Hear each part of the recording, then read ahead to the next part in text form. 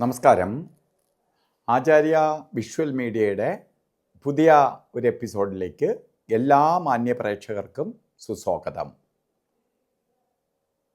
ഇന്ന് ഈ ചാനലിലൂടെ നമ്മൾ ജ്യോതിഷ സംബന്ധമായ കാര്യങ്ങളെക്കുറിച്ചാണ് പറഞ്ഞു വരുന്നത്. നമുക്ക് ഏറ്റവും പ്രധാനമായി പറഞ്ഞു വരുന്നത് വ്യാഴമാറ്റത്തെക്കുറിച്ചാണ്. വ്യാഴം മാറുകയാണ്. 2026 ജൂൺ മാസം 2-ാം തീയതി രാവിലെ വ്യാഴം മിഥുനം രാശിയിൽ നിന്ന് കർക്കിടകൻ രാശിയിലേക്ക് മാറും. ഒരു വർഷത്തിലേറെ വ്യാഴം നിൽക്കും. 2027 ജൂൺ മാസം 25-ാം തീയതി വരെ നിൽക്കും.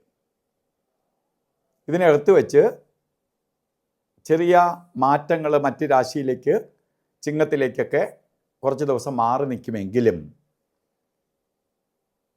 ഒരു ഗ്രഹത്തിൻ്റെ വക്രഗതി പൂർവഗതി ഫലത്തെ കൊടുക്കുമെന്നാണ്. അപ്പോൾ വക്രഗതിയിലേക്ക് മാറിയാലും അത് പൂർവഗതി ഫലത്തെ കൊടുക്കും. വ്യാഴം ഉച്ചരാശിയിലേക്ക് വരികയാണ്. 12 വർഷത്തിലൊരിക്കൽ മാത്രമേ വ്യാഴം ഉച്ചരാശിയിലേക്ക് വരുള്ളൂ. കാരണം എല്ലാ ഗ്രഹങ്ങൾക്കും ഉച്ചരാശി ഒന്നേ ഉള്ളൂ. ആ രാശിയിലേക്ക് ഇപ്പോൾ ഈ ഒരു വർഷക്കാലം കഴിഞ്ഞ് പോയാൽ പിന്നെ 12 വർഷം വെയിറ്റ് ചെയ്താലേ ഉച്ചരാശിയിലേക്ക് വ്യാഴഭഗവാൻ എത്തിച്ചേരുള്ളൂ. വ്യാഴമാണ് സമ്പത്ത്, ഐശ്വര്യത്തിൻ്റെ ഗ്രഹമാണ് വ്യാഴം. എല്ലാ ദോഷത്തെയും മാറ്റാനുള്ള ശക്തിയുള്ളവനാണ് വ്യാഴം. ആ വ്യാഴത്തിൻ്റെ മാറ്റം സംഭവിക്കാൻ പോവുകയാണ്. അതും ഉച്ചസ്ഥിതനായി വരികയാണ്. ഇപ്പോൾ ചില രാശിക്കാർക്ക് വളരെ ഗുണഫലത്തെ കൊടുക്കും. ചിലർക്ക് ഈ വ്യാഴത്തിൻ്റെ പ്രകാശം ഡയറക്റ്റ് കിട്ടാതെ വരും. അപ്പോൾ എന്തെങ്കിലും ഫലത്തിൽ കുറവ് വരും. എന്തായാലും വ്യാഴം ദോഷം ചെയ്യത്തില്ല. കാരണം ഉച്ചത്തിൽ വരികയാണ്, സർവശക്തനായി വരികയാണ് ഗുരു. ഇന്ന് നമുക്ക് ഇടവ രാശിക്കാരുടെ ഫലത്തെക്കുറിച്ച് ചിന്തിക്കാം. കാർത്തിക നക്ഷത്രത്തിൻ്റെ കാൽഭാഗം മേടരാശി പോയി, മുക്കാൽ ഭാഗവും രോഹിണി നക്ഷത്രവും മകയിരത്തിൻ്റെ പകുതി ഭാഗവും അടങ്ങുന്ന ഇടവ രാശിക്കാർക്ക് വ്യാഴം സഞ്ചരിച്ചെത്തുന്നത് 3-ാം ഭാവത്തിലേക്കാണ്. 3-ാം ഭാവം എന്ന് പറയുമ്പോൾ മറഞ്ഞ സ്ഥാനമാണ്. 3 അത്ര നല്ലതല്ല. എന്നുവെച്ചാൽ ആ വ്യാഴത്തിൻ്റെ പ്രകാശം പൂർണ്ണമായി ലഭിക്കാതെ വരും. നമ്മൾ ഒരു ലൈറ്റ് വെട്ടം അടിച്ചാൽ തന്നെ ചിലപ്പോൾ മറ്റ് ആ സൈഡിലുള്ള കോർണറിലേക്കോ ഒക്കെ നമുക്ക് കിട്ടാതെ വരും പ്രകാശം. കാരണം എന്തുകൊണ്ടാണ്? ആ പ്രകാശം നേരെ സഞ്ചരിക്കാൻ പറ്റാതെ വരുന്നതുകൊണ്ട്. അതുകൊണ്ടാണ് മറഞ്ഞു നിൽക്കുന്ന സ്ഥാനം. അതുകൊണ്ട് എന്താണ് സംഭവിക്കുന്നത് എന്ന് ചോദിച്ചാൽ, 3-ാം ഭാവത്തിലേക്ക് മറഞ്ഞു നിൽക്കുന്നത് കൊണ്ട് നമ്മൾ കുറച്ച് സാമ്പത്തിക കാര്യങ്ങളിൽ സൂക്ഷിക്കണം. എടുത്തു ചാടി സാമ്പത്തിക ഇടപാടുകൾ ചെയ്യരുത്. 3-ലേക്ക് മറഞ്ഞു നിൽക്കുകയല്ലേ. അപ്പോൾ നമുക്ക് അങ്ങോട്ട് പോണത് തിരിച്ചു വരാൻ വലിയ മടിയാവും. പലതരത്തിൽ തടസ്സഭാവങ്ങളുണ്ടാവും. 3-ാം ഭാവം സഹോദര സ്ഥാനം, സുഹൃസ്ഥാനം ഒക്കെ ആയതുകൊണ്ട് സഹോദരങ്ങളെ കൊണ്ടോ സുഹൃത്തുക്കളെ കൊണ്ടോ ഒക്കെ പലതരത്തിലുള്ള മനോവിഷമങ്ങളുണ്ടാവും. ഇപ്പോൾ സാമ്പത്തിക നഷ്ടം, പലതരത്തിലുള്ള മനോവിഷമം, ശാരീരിക പ്രശ്നങ്ങൾ, കാര്യതടസ്സം, അതുപോലെ ടെൻഷൻ, ഇവയൊക്കെ വരുന്ന സമയമാണ് നിങ്ങൾക്ക്. നമുക്കങ്ങനെ 3-ലേക്ക് മറഞ്ഞു നിന്ന വ്യാഴത്തിൻ്റെ പ്രകാശം കുറവായതുകൊണ്ട് നമുക്ക് എന്ത് ചെയ്യണം? പ്രകാശം കൂട്ടണം. അതിനാണല്ലോ പ്രതിവിധി എന്ന് പറയണേ. ഇപ്പോൾ പ്രകാശം വർദ്ധിപ്പിച്ചെടുക്കണം. വ്യാഴം ദോഷം ചെയ്യണ വ്യാഴമല്ല, പക്ഷെ നമുക്ക് പ്രകാശം കിട്ടാതെ എനർജി കിട്ടണ്ടേ. നമുക്ക് ആഹാരം കിട്ടിയാലേ നമുക്ക് എനർജി വരത്തുള്ളൂ. അപ്പോൾ അത് കിട്ടാതെ വന്നാൽ നമുക്ക് എനർജി കുറവ് വരും. അപ്പോൾ അത് പരിഹരിക്കാൻ വേണ്ടി നമുക്ക് പരിഹാരങ്ങൾ ചെയ്തു പോകണം. അതിന് വേണ്ടിയിട്ടാണ് വ്യാഴഭഗവാനെ പ്രീതിപ്പെടുത്തണം. വിഷ്ണു ക്ഷേത്രത്തിൽ വ്യാഴനെ പ്രീതിപ്പെടുത്താൻ വേണ്ടി ഗുരുപ്രാർത്ഥന ചെയ്യുക. അത് ഗുരുവിനെ പ്രാർത്ഥിക്കാൻ പറ്റിയാലും അതാണ് ഏറ്റവും വലിയ പരിഹാരം.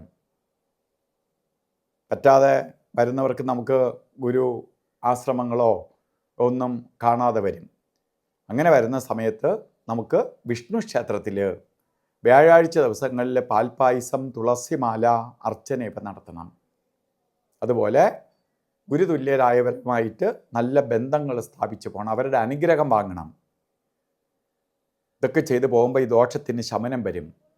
പ്രധാനമായി 50% ദോഷവും പരിഹരിക്കുക എന്ന് പറഞ്ഞാൽ നമ്മൾ ആലോചിച്ച് ചെയ്യുന്നതിലാണ്. എടുത്തു ചാടി ഒരു കാര്യം ചെയ്തിട്ട് യോ ഇനി സമയദോഷമായിരുന്നു എന്ന് പറയുന്നതിനേക്കാൾ ഓരോന്ന് ചെയ്യുന്നതിന് മുമ്പ് ശ്രദ്ധിക്കണം. ഇത് വ്യാഴത്തിൻ്റെ മാറ്റം പ്രപഞ്ചത്തിൽ മൊത്തത്തിലുള്ള ഫലത്തെ കൊടുക്കുമെങ്കിലും നമുക്ക് ഓരോരുത്തർക്ക് അവരവരുടെ സമയത്തിനനുസരിച്ച് ഇതിൽ ചേഞ്ച് വരും. ശുഭഗ്രഹം നല്ല സ്ട്രോങ് ആയിട്ടൊക്കെ നിൽക്കുകയാണെങ്കിൽ അവരെ ഇതിൽ നിന്ന് ആ ഗ്രഹം സപ്പോർട്ട് ചെയ്യും. അപ്പോൾ ഈ ദോഷത്തിൻ്റെ കാഠിന്യം കുറച്ചേ വരത്തുള്ളൂ. അതുകൊണ്ടാണ് ഓരോന്ന് ചെയ്യുന്നതെങ്കിലും ഓരോ ജ്യോതിഷയുടെ ഏതെങ്കിലും ഗുരുക്കന്മാരുടെ നിർദ്ദേശപ്രകാരം ചെയ്യുന്നത് നന്നായിരിക്കും. അതുപോലെ തന്നെ ഈ ചാനൽ സബ്സ്ക്രൈബ് ചെയ്തിട്ടില്ലാത്തവർ സബ്സ്ക്രൈബ് ചെയ്യുക. അതുപോലെ തന്നെ ബെൽ ബട്ടണും കൂടി അമർത്തുക.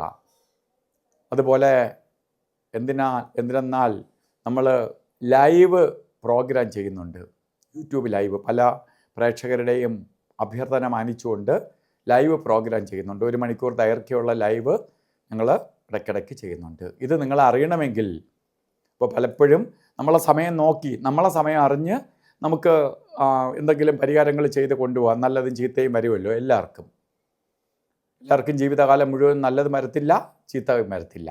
അപ്പോൾ നമുക്ക് നല്ലതാണെങ്കിലും ചീത്തയാണെങ്കിലും അറിഞ്ഞ് നമുക്ക് മുന്നോട്ട് പോകാൻ വേണ്ടി സഹായിക്കുന്നതാണ് ജ്യോതിഷം.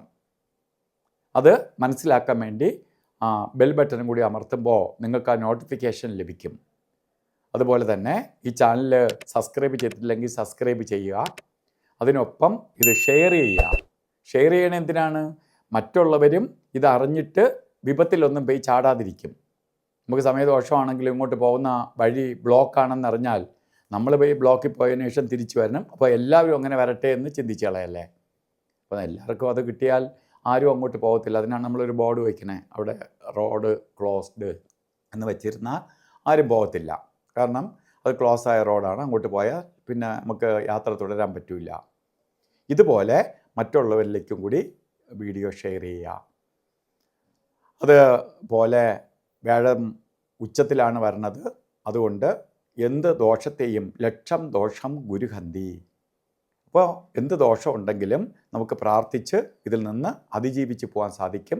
അപ്പോൾ എല്ലാവർക്കും നല്ലത് വരട്ടെ എന്ന് പ്രാർത്ഥിച്ചുകൊണ്ട് നിർത്തുന്നു. നന്ദി, നമസ്കാരം.